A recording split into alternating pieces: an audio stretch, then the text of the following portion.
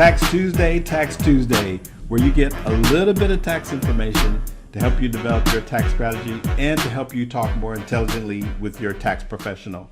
My name is Roderick Robeson. I am a Texas certified public accountant, and today we're going to talk about how to pay taxes like Donald Trump, or more appropriately, how not to pay taxes like Donald Trump. Now, before we get into this, you get bent all out of shape because I mentioned Donald Trump.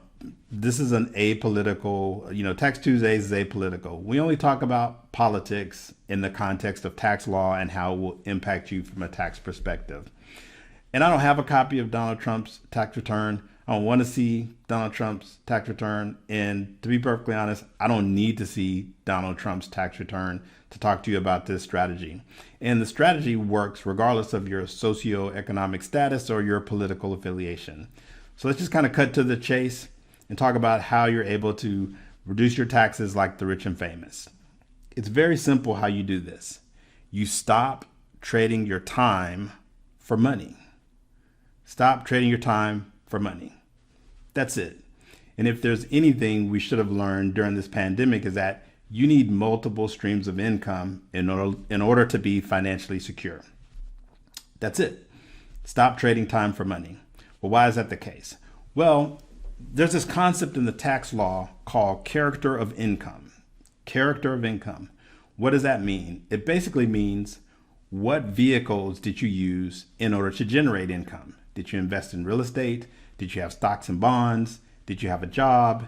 Did you get dividends from stocks? Did you loan someone some money and then they paid you interest because you loaned them that money? All of those different types of income have a specific type of character in the tax code. And guess which type of income usually has the highest tax rate? Earned income. And what is earned income? Earned income is what most of us do.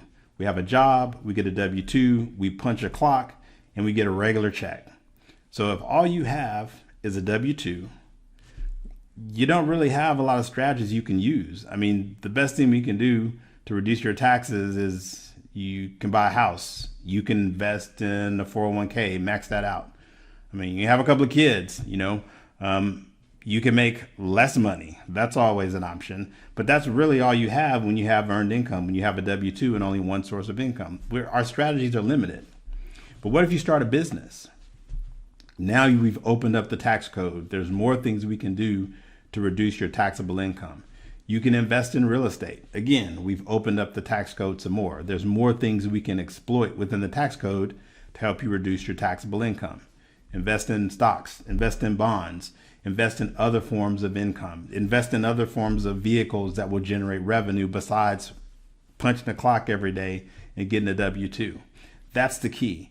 It's recharacterizing your income. And so you should be developing a plan that allows you to take your earned income while you have a job and then recharacterize that income over time to where most of your income is not earned income. It falls into these other buckets where the tax rate is a lot lower.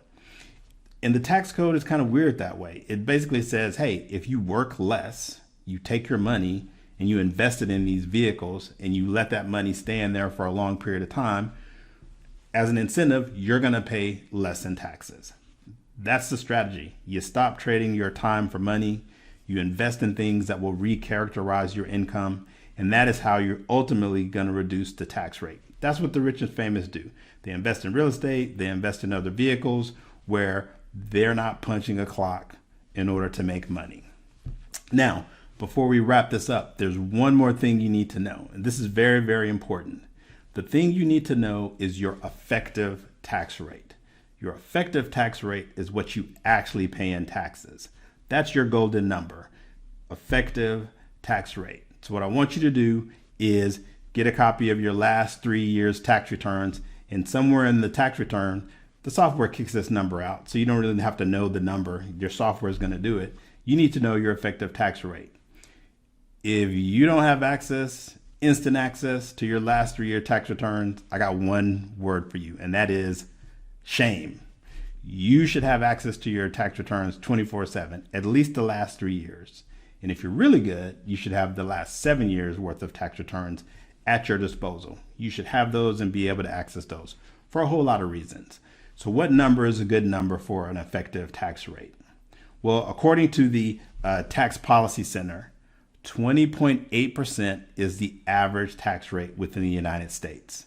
So if your effective tax rate is less than 20.8%, you're winning. You're doing great. If it's higher than that, you need to talk to your tax professional on how you can decrease that tax rate and get it lower and lower. And how are you going to do that? You're going to recharacterize your income. Well, who's going to be the best person to help you do that? It's going to be a competent and experienced tax professional. And if you can find one that's licensed, you want to go that route too. That's it. That's it for this Tax Tuesday.